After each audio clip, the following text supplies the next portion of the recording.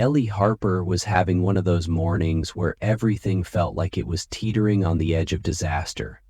At 24, she was barely scraping by, juggling shifts at a tiny coffee shop while clinging to her dream of opening a bakery someday.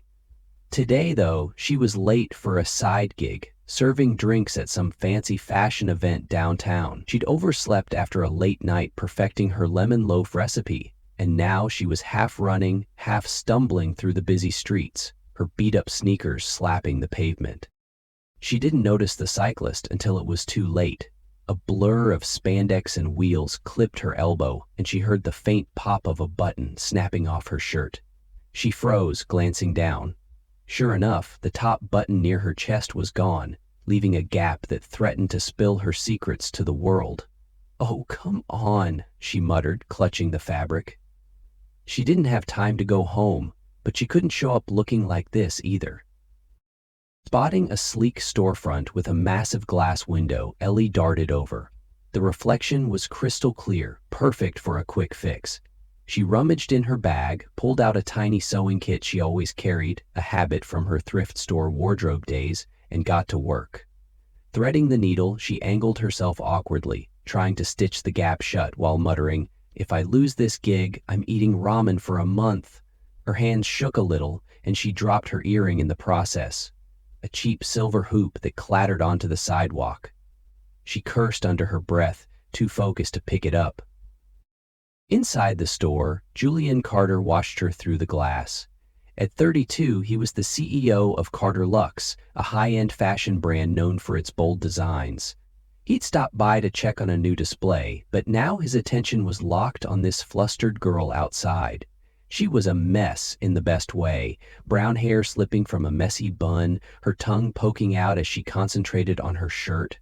There was something raw and charming about her, a stark contrast to the polished world he lived in. He couldn't help but smirk as she twisted her body, oblivious to the fact that she had an audience.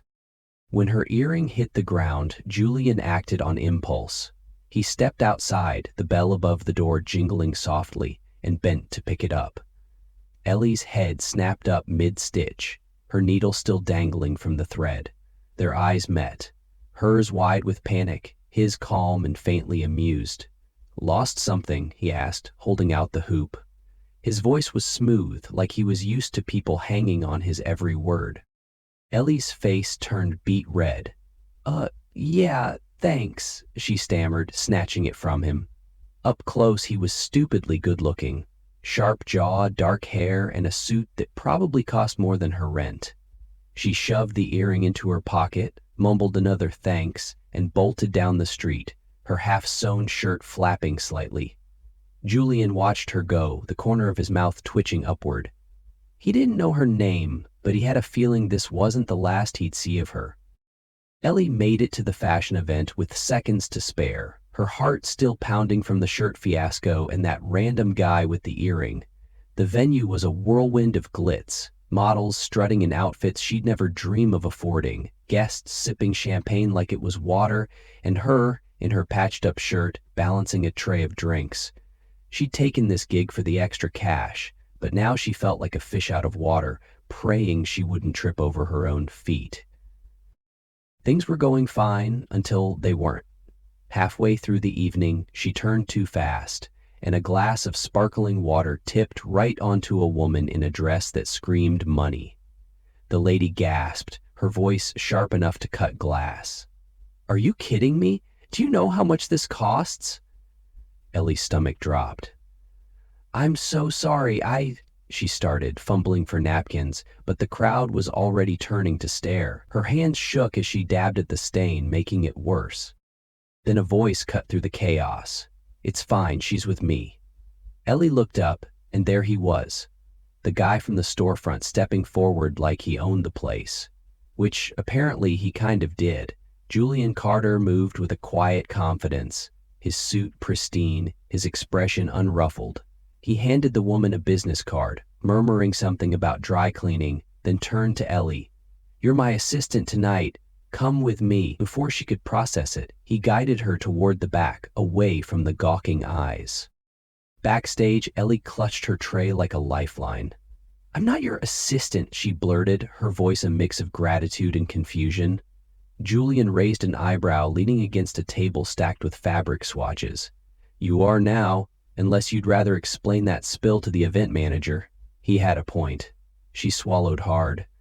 "Okay, but I'm warning you, I don't know anything about fashion. I make coffee for a living."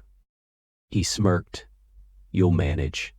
Just stick close and hand me things when I ask." Then, almost as an afterthought, he added, "What's your name?" "Ellie," she said, still reeling.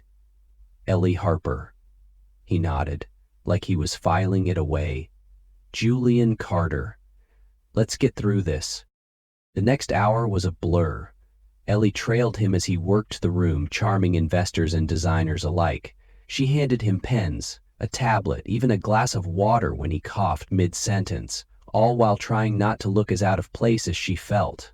But then something weird happened. While he was showing off a new jacket design, Ellie muttered under her breath, "That'd look better with softer cuffs, less stiff." Julian paused, glanced at her, then turned back to the group. "You know, she's right. Let's tweak the cuffs." The designers nodded like it was genius, and Ellie blinked. Did that just happen? By the end of the night, her feet ached. But Julian wasn't done with her. "You're quick on your feet," he said, catching her as she headed for the exit. "And you've got an eye for this stuff. How'd you like a temp job at Carter Luxe? We need someone for a few weeks. Admin work, mostly." Ellie stared at him. "Me? I just spilled water on someone." He shrugged. "You also fixed it. Think about it. Show up Monday if you're in." He handed her a card and walked off, leaving her stunned. Monday rolled around and Ellie stood outside the Carter Luxe building, a towering glass structure that made her feel small. She'd debated all weekend, stay safe at the coffee shop or take a chance.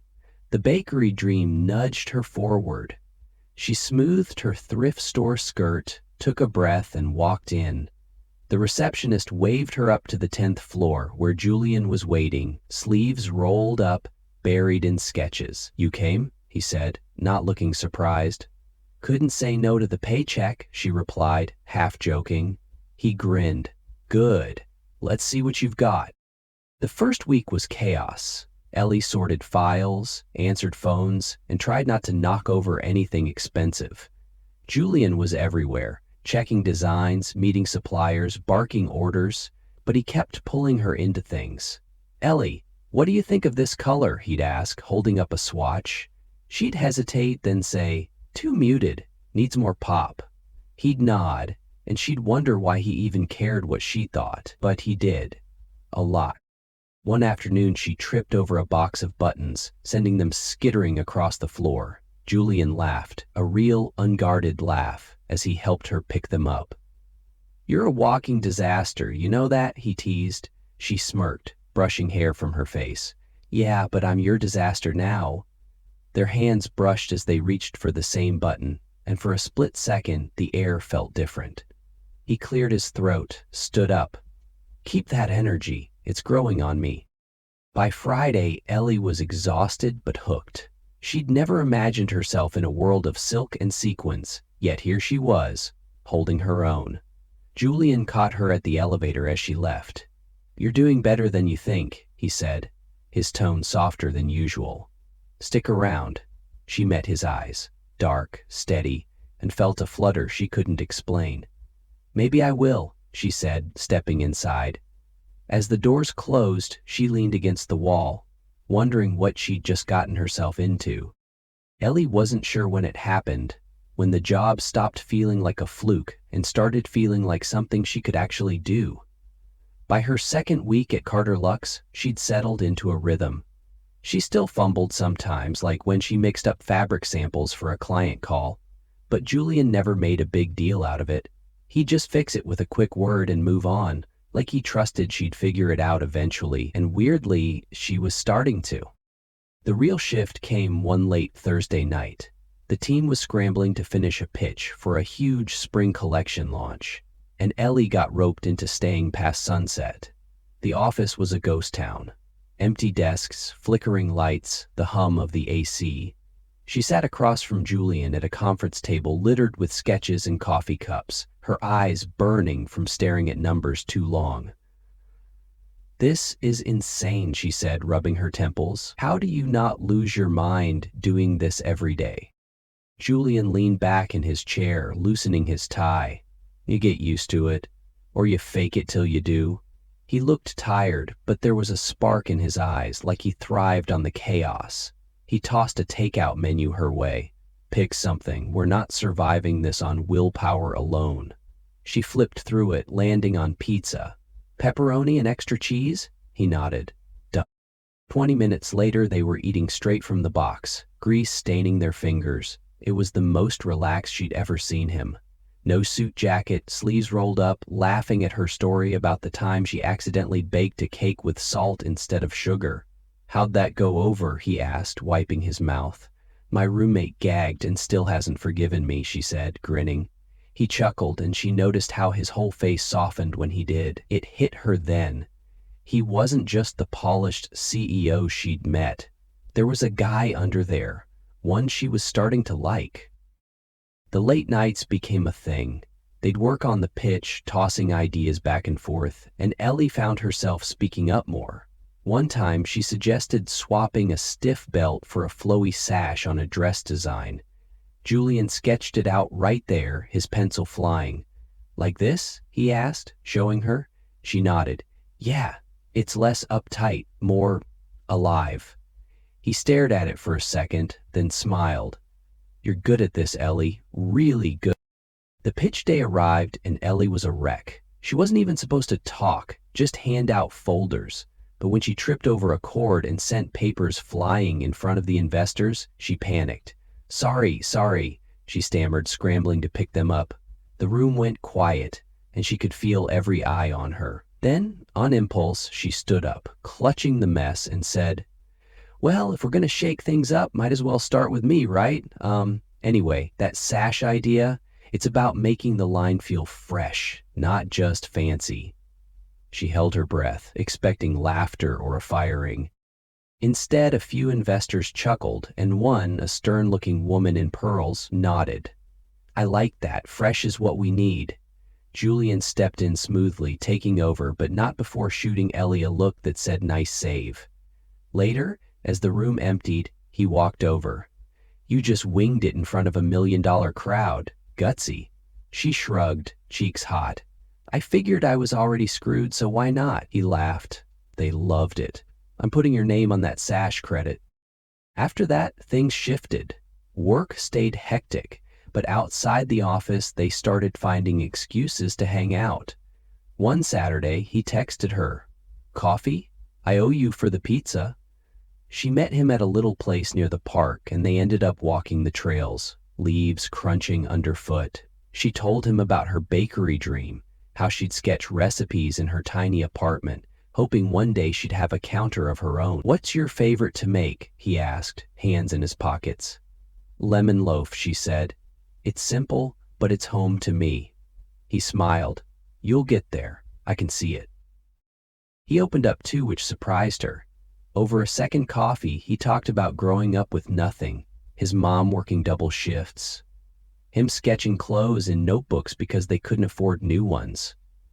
"I built this company from that," he said, staring into his cup. "But sometimes it feels like it owns me, not the other way around." Ellie tilted her head. "Then why keep going?" He looked at her, steady. "Because I'm stubborn. And maybe because I like proving people wrong." They kept meeting, grabbing takeout, wandering the city. One night, they ended up on a bench by the river, watching the lights ripple on the water. She was mid-sentence, teasing him about his terrible tastes and ties when he cut in. "You're different, Ellie. You know that?" She froze, her laugh fading. "Different how?" He hesitated, like he wasn't sure how to say it. "You don't try to be anything you're not. It's refreshing." Her heart did a little flip, but she played it off. "Yeah, well, I'm too broke to fake it." He grinned, but his eyes lingered on her a beat too long. Back at work, the vibe was changing. She'd catch him watching her across the room, or he'd brush past her in the hall closer than he needed to. Once, he handed her a coffee, black, no sugar, just how she liked it, and their fingers touched. Neither of them pulled away fast. "Thanks," she mumbled, her voice catching. "Any time," he said, low and quiet. She walked away, feeling like her chest might explode. By the end of the month, Ellie knew she was in trouble. This wasn't just a job anymore, and Julian wasn't just her boss. She liked him, really liked him, and it scared her how easy it felt. But she couldn't shake the thought, guys like him didn't fall for girls like her. Not for real, right? Ellie couldn't pinpoint when she stopped doubting herself around Julian. Maybe it was the late-night talks, or the way he'd listen, like really listen, when she rambled about her bakery ideas. By her third month at Carter Luxe, she was hooked. Work was still a whirlwind, but with Julian, it felt like they were in it together. He'd toss her a sketch to tweak, she'd throw back a suggestion, and somehow, they'd end up with something better than either of them expected. It was a rhythm she didn't want to break. They'd gotten closer outside the office, too. One rainy evening, he showed up at her coffee shop gig just as her shift ended, umbrella in hand. "Thought you might need this," he said, grinning as she stepped out into the downpour. They ended up at a diner, splitting fries and arguing over who'd win in a cook-off. "You'd burn the kitchen down," she teased, dipping a fry in ketchup. He leaned forward, eyes glinting. "And you'd save it with that lemon loaf of yours?" She laughed, but her stomach flipped. He was too good at this, making her feel like she mattered. Then came the night that changed everything. They were working late again, prepping for a big investor meeting. The office was quiet, just the two of them, surrounded by fabric swatches and half-empty takeout containers. Julian stretched, cracking his neck. "You ever think about staying here for good?" he asked, casual but not really. Ellie paused, chopsticks hovering over her noodles. "What, like forever?" He shrugged, but his gaze was steady. "You fit here, with me." Her heart thudded. "Maybe," she said softly, "if you stop stealing my fries." He smirked, but the air felt heavier, charged.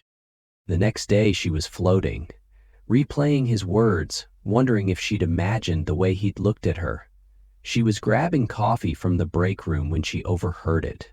Two designers were chatting by the machine, their voices low but clear.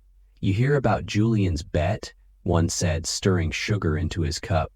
"Yeah, with his buddies from college," the other replied. "Said he could get any random girl to fall for him in a month. Think that's why he's been so nice to the new girl?" They laughed, and Ellie's blood turned cold. She stood there, cup burning her hand, the words sinking in like knives. A bet. Was that all this was? Every smile, every late night, every damn fry he'd stolen, just a game to him? Her chest tightened and she bolted back to her desk, barely breathing. She wanted to be wrong, but it fit too well. He'd plucked her out of nowhere, kept her close. Had she been that naive? That afternoon, Julian called her into his office to go over the pitch. He was all business, flipping through slides, but she couldn't focus. Her hands shook as she gripped her notebook. Finally, she couldn't take it anymore. "Is it true?" she blurted, her voice sharp. He looked up, confused. "Is what true?" "The bet," she said, standing now, tears prickling her eyes. "That you told your friends you could make me fall for you. Was this all some stupid joke?" His face changed, shock, then something like guilt. "Ellie, wait," he started, but she cut him off. "Don't. Just tell me yes or no." He ran a hand through his hair, exhaling hard. "Yes, but—" That was all she needed. "You're unbelievable," she spat, voice breaking. "I trusted you. I thought—" She stopped, choking on the words. He stood, reaching for her. "It's not what you think. It started that way, yeah, but it's real now. I swear." She shook her head, stepping back. "Real? How am I supposed to believe that?"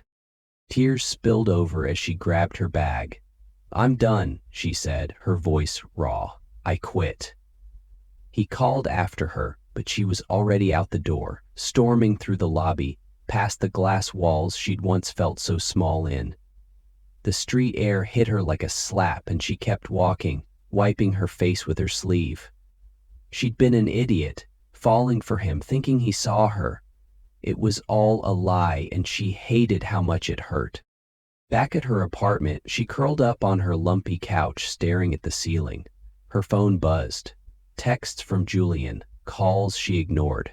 "Ellie, please let me explain," one read. She deleted it. She didn't want his excuses. She wanted the last 3 months back, the version of herself that hadn't let him in. The next day, she went back to the coffee shop, begging for her old shifts. Her boss took her back, no questions asked, and she threw herself into steaming milk and wiping counters, trying to forget. But Julian didn't let it go. A week later, he showed up at the shop, just before closing. She was mopping the floor when he walked in, looking wrecked. Hair messy, eyes tired. "Ellie," he said, holding a folded letter and a small box. "I'm not here to fight. Just take this, please." She glared at him, arms crossed. "Why should I?" He set them on the counter. "Because I messed up, and I need you to know the truth. Not for me, for you." He left without another word. She stared at the stuff for a full minute before grabbing it. The letter was short, handwritten. "I was an ass, the bet was real, but it stopped mattering the second I got to know you. I'm sorry I hurt you. You're not a game. You never were." Inside the box was a sketch, a dress, flowing and simple, with notes in his handwriting. "Inspired by Ellie, strong, real, beautiful." She sat down hard, tears blurring the ink. It was her, the way she moved, the way she thought. But could she trust him again? Ellie couldn't get that sketch out of her head. She'd shoved the letter and the box under her bed after Julian left the coffee shop, telling herself she'd toss them later. But later turned into midnight, and there she was, sitting cross-legged on her floor, staring at the dress he'd drawn. It wasn't just some random design, it had her in it. The way the fabric curved reminded her of the sashes she'd suggested. The simplicity screamed her taste. He'd listened, really listened, and that messed with her more than she wanted to admit. For days, she wrestled with it. Part of her wanted to rip the paper up and move on, back to lattes and lemon loaf dreams where no one could hurt her. But another part, the stubborn one, kept whispering, what if he meant it? She hated that part, hated how it made her miss him. The late nights, the dumb jokes, the way he'd look at her like she was the only person in the room. She'd fallen hard, and now she was stuck picking up the pieces. Work at the coffee shop was a slog. She'd pour espresso, force a smile, and dodge questions from her coworker Mia about why she'd quit the fancy gig. Just wasn't for me, she'd mutter, scrubbing the counter harder than necessary. But every time the door chimed, she'd glance up, half expecting Julian. He didn't show again, and that stung too. Proof he'd given up, or maybe that he never cared as much as she'd thought. Then, 2 weeks later, an envelope slid under her apartment door. No stamp, just her name in neat handwriting she recognized. Inside was an invitation, black cardstock, gold lettering. Carter Luck's private showcase, Friday, 7 p.m., special guest, Ellie Harper. Her stomach flipped. She almost threw it out, but curiosity won. What was he playing at now? She spent the next 3 days arguing with herself, pacing her tiny kitchen. By Friday morning, she'd decided. She'd go. Not for him, for answers. She showed up at the venue in her best thrift store dress. Black, simple, a little frayed at the hem. The place was stunning. Dim lights, racks of clothes lining the walls, people in suits sipping wine. She felt out of place, again, clutching the invite like a shield. A woman in a headset spotted her, smiled. "Ellie, this way." Before she could back out, she was ushered through a curtain into a smaller room, and there it was, a runway, a crowd, and at the center, a collection she couldn't unsee. Every piece screamed her. A jacket with soft cuffs she'd once mentioned, a dress with a sash tied just like she'd described, even a scarf in the exact shade of blue she'd said popped against gray. Her breath caught as the models walked, each outfit a memory of their late-night talks. Then Julian stepped out, mic in hand, and the room hushed. He looked different, nervous, almost vulnerable, his usual polish cracked. "I owe someone an apology," he started, voice steady but low. "A few months ago, I made a stupid bet with some old friends. I said I could charm anyone just to prove a point. It was arrogant and it was wrong. I picked a girl I saw outside my store, someone real, someone I didn't deserve, and then I got to know her." He paused, scanning the crowd until his eyes found hers. Ellie froze, her heart slamming against her ribs. "Ellie Harper," he said, and heads turned. "You changed everything. This collection, it's you. Not because of a bet, but because you made me see what I was missing. I screwed up, and I don't expect you to forgive me, but I need you to know I'm sorry, and what I feel is real. It's been real since the first time you called me out for stealing your fries." A few people chuckled, but his gaze never left her. The room clapped as he stepped off, but Ellie couldn't move. Her mind raced, anger, hurt, and something softer she didn't want to name.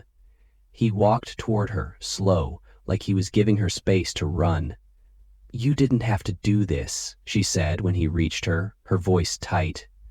"I know," he replied, "but I had to try. You deserved the truth, not just a letter."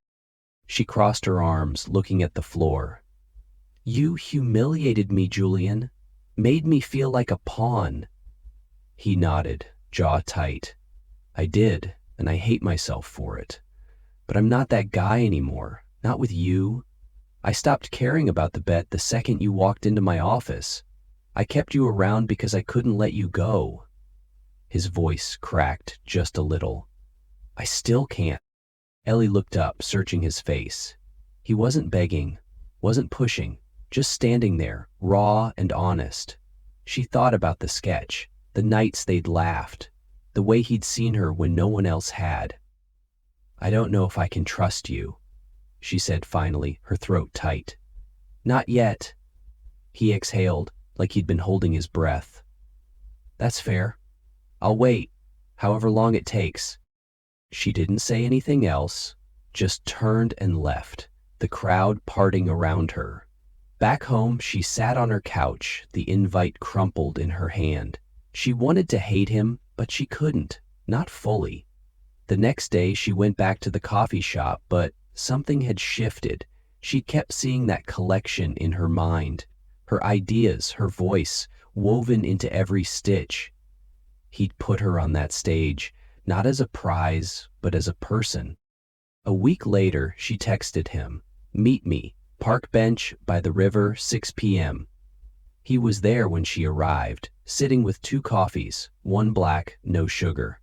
She took it, sat beside him, and they stayed quiet for a while, watching the water. "I'm not saying yes," she said at last.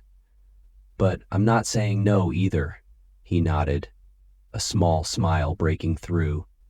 "That's enough for now."